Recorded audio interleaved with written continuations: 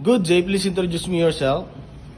Hello sir, good day. I'm Dina Camaso, 42 years old. I'm married with 4 children, 2 daughter and 2 son. My 2 daughter age is 21 and 18 years old, and 2 son age is 17 and 10 years old. I'm living in Andawen, Benito Salaven, Isabela, Philippines. I have 3 brothers and 6 sisters. I am the 6th child of the family. I'm high school graduate, sir. Okay, do you have experience abroad? Yes, sir. I work in Kingdom of Saudi Arabia as domestic helper, 2 couple and 5 children. I'm carrying bedridden. And I have experience also in United Arab Emirates as domestic helper, 2 couple and 1 newborn baby.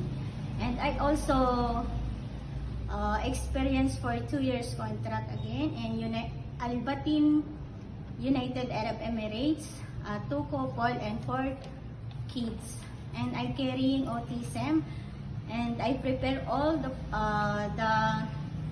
foods for going to school, and I helping to cleaning the room and washing, laundry, cooking, and cleaning the car also, sir. Okay, in your previous employer, how would you take care of the children, especially when sick? I usually check the safety of the children, and when baby is sick, I check the temperature, and if baby is sick, I call my employer, sir. Okay, how would you describe yourself? I'm hardworking and honest and responsible person, sir. Do you have any tattoo? No, sir. Do you have a surgery or serious sickness before? No, sir. Do you have an allergy to certain foods? No, sir. Do you smoke and drink alcohol? No, sir. Why do you want to work abroad? I wanted to work abroad to provide a financial of my family, especially to my children. Okay, if you get hired, who will take care of your children? My husband and my parents and sir. Okay, if you're homesick, what would you do? I focus on my job, and I remind myself that I need this job for my family. Okay, what time do you usually sleep and wake up when you were working? I usually sleep at 10 p.m. when my job is done, and I wake up at 5 p.m. Okay, are you the one who does the cooking and do market at home? Yes. Sometimes kids are super active when they tend to be out of control. How would you control your temper?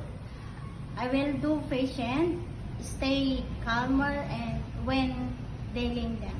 Okay, do you accept no off days but to be paid instead by employer? Yes, sir.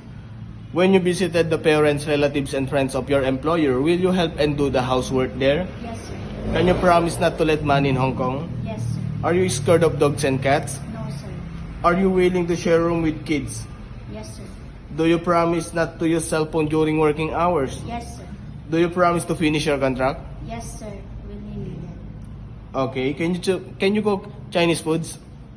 No, sir, but I'm willing to learn. Can you sing a nursery song? Yes, sir. Sing it. Square circle, triangle, triangle, rectangle and oblong, heart and star, heart and star. Okay, what is your message to your future employer? To my future employer, I hope that you like me to help your family, and I'm hardworking, I'm honest, and I'm responsible person. I promise to do my best to help your family, ma'am, sir.